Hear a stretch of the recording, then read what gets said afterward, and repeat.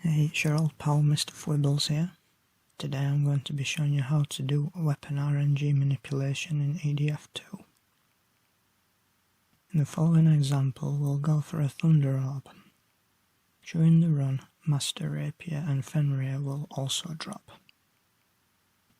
These are on row 16 of the Mission 71 Inferno sheet, which shows that the required CP or change points value is 14.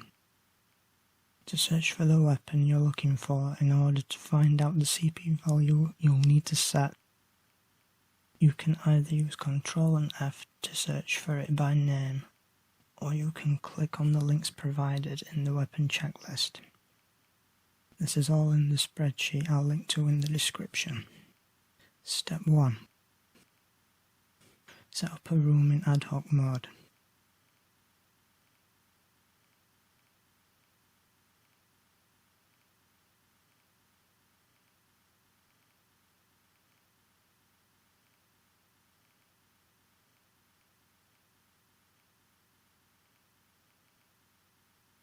Mission 71 Inferno.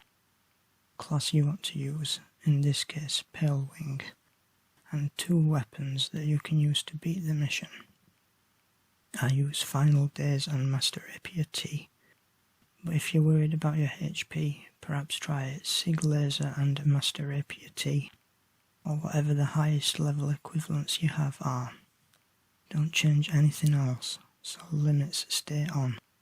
Once everything's set up, instead of selecting Ready, back out of everything and make a manual save. Once the game has been saved, press the PS button and peel away the screen to close the game.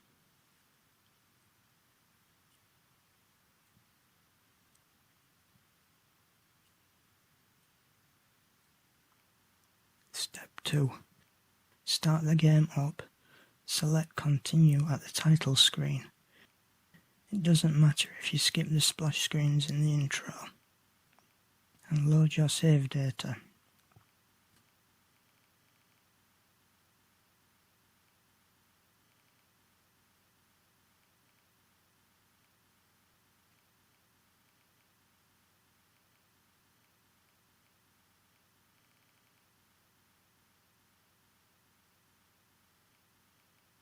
Press left cross to select multiplayer. Now press down cross to select Ad-hoc co-op. Press right cross to accept the message about connecting in Ad-hoc mode. Now you're on the co-op room select screen. Press cross to select create a room and then up cross to confirm. The room will be created with the settings that you had before you saved the game. Step 3. Now that you're in the room, first ask yourself if the CP value that you want to set is an even number or an odd number. In this example we're using 14, which is an even number. If it's odd, this is where a small additional step comes in. Quickly press circle twice to open and close the Leave the Room dialog. This will set the CP value to 1.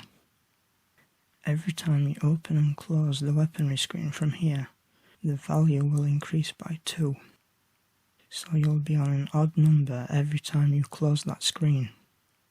So for example, if the value you're aiming to set is 15, just quickly press circle twice upon entering the room, and then proceed as if you were trying to set the value as 14, because 1 plus 14 is 15. If the value you want is an even number, you can ignore this step. Press down to highlight Change Weapon. Now press cross to open the weaponry screen, and circle to close it. This will add 2 to the value. Don't do it too quickly, or you'll end up accidentally changing the class, in which case close the game, reopen it and load your save again. But don't be ridiculously slow either. About 2 presses per second will suffice. Basically, every face button press that opens or closes the weaponry screen adds 1 to the CP value. We're currently using 14 in this example. The 14th face button press will close the weaponry screen and put you back on the co-op room screen.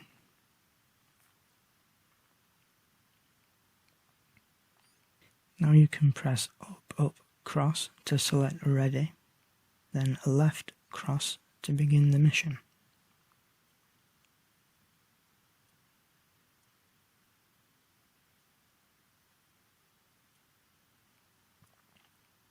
Now that you're in the mission, pay attention to the items that drop during each wave. If the weapons per wave pattern shown in the second column doesn't match what you expected to see in-game, still using CP14 as an example, this would be 1 weapon item in the first wave, 2 in the second wave, and 0 in the last wave. Checking the nearby patterns could help you to figure out what went wrong. You may have landed on an earlier one. If your pattern doesn't match, press the PS button, close the game entirely, and try again from step 2.